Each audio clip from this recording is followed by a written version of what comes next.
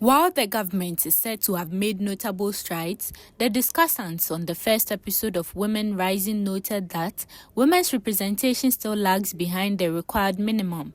Executive Director of the Gender Center for Empowering Development, GENCED, Esther Tewia, highlighted godfatherism and political monetization as major barriers hindering women's representation in leadership and governance.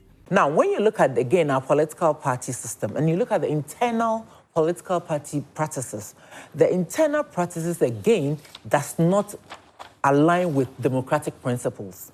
And so you have a political party system that is centered around godfatherism, that is centered around money, that is centered around age-old tradition, that you hear the appointment coming up and you go deep into it, not this government alone, you go deep into the former government, you go to their backgrounds, their fathers or uncles or aunties or whatever were linked to Dankwa Buzia tradition. Their mothers or fathers were linked to it and NDC back and forth. You hear even with the former vice president where they linked him that your father's political capital is here. A lot more women, parents do not really have that political capital. And so in homes where there's that political capital, there's emphasis on the male person to be the driver of it, of the political capital that they've gained. Labour expert Bashira Tukamal was of the view that beyond the legal frameworks, societal attitudes towards women in leadership must shift. She revealed that gender-based violence is still on the rise, hindering the progress. This country has been mismanaged by men. Who has asked them questions about their competency anyway? You get it? So my issue is, let's remove the standards we are putting there, because that is the excuse the political parties are giving us. Because they tell you we do have women, but they are not competent enough.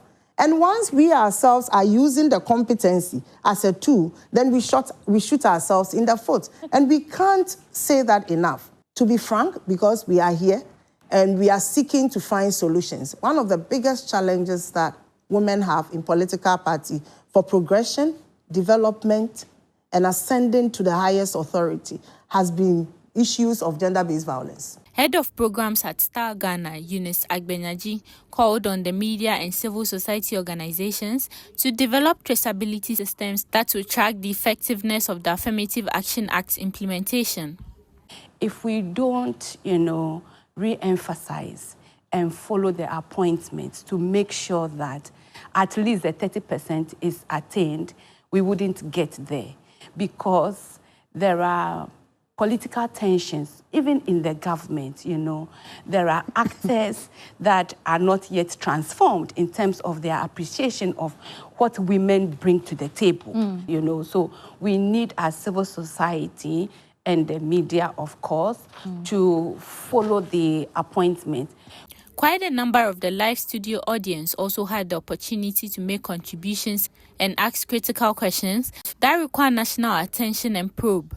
As Ghana moves forward, the implementation of the Affirmative Action Act stands as a critical step towards dismantling barriers and promoting a more inclusive political landscape.